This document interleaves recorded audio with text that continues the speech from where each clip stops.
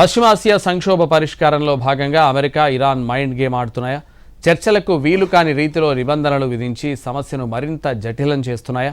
America 5 కఠిన నిబంధనలు విధిస్తే ప్రతిగా ఇరాన్ సైతం 5 నిబంధనలు అమెరికా ముందుంచింది.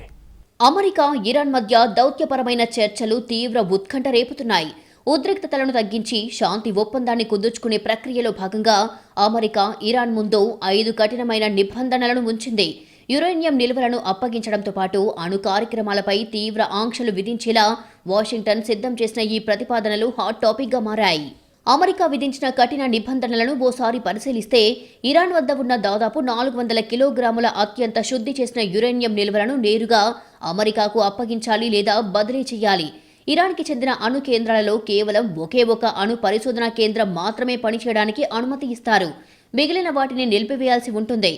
విదేశాల్లో స్తంభింపజేసిన ఇరాన్కు చెందిన నిధులలో కనీసం 25% కూడా ఇప్పుడు విడుదల చేసే ప్రసక్తే లేదు. గతంలో జరిగిన యుద్ధం లేదా ఆంక్షల వల్ల ఇరాన్కు వాటిల్లిన నష్టాలకు గాను ఎలాంటి పరిహారం అమెరికా చెల్లించదు.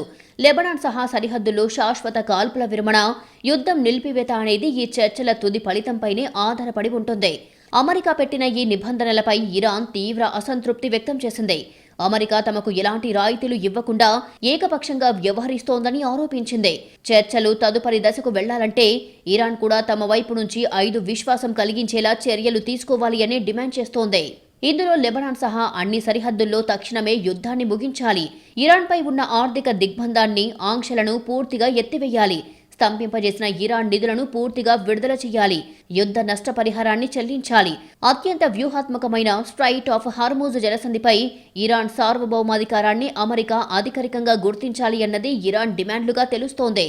ఈ ఏడాది ఫిబ్రవరిలో ఇరాన్పై అమెరికా, ఇజ్రాయెల్ దాడులు జరపడంతో పశ్చిమాసియాలో ఉద్రిక్తతలు పతాక స్థాయికి చేరాయి.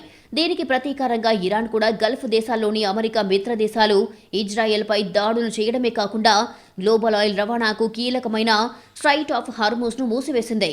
ఆ తర్వాత పాకిస్తాన్ మధ్యవర్తిత్వంతో ఏప్రిల్ 8న తాత్కాలిక కాల్పుల విరమణ అమల్లోకి వచ్చినప్పటికీ ఇస్లామాబాద్లో జరిగిన చర్చలు విఫలమయ్యాయి. ప్రస్తుతం అమెరికా అధ్యక్షుడు డొనాల్డ్ ట్రంప్ ఈ విరామ కాలాన్ని పొడిగించినప్పటికీ తాజా ఆంక్షల ప్రతిపాదనల నేపథ్యంలో శాంతి ఒప్పందం ఏ తీరానికి చేరుతుంది అనేది ప్రపంచవ్యాప్తంగా ఆసక్తికరంగా మారింది.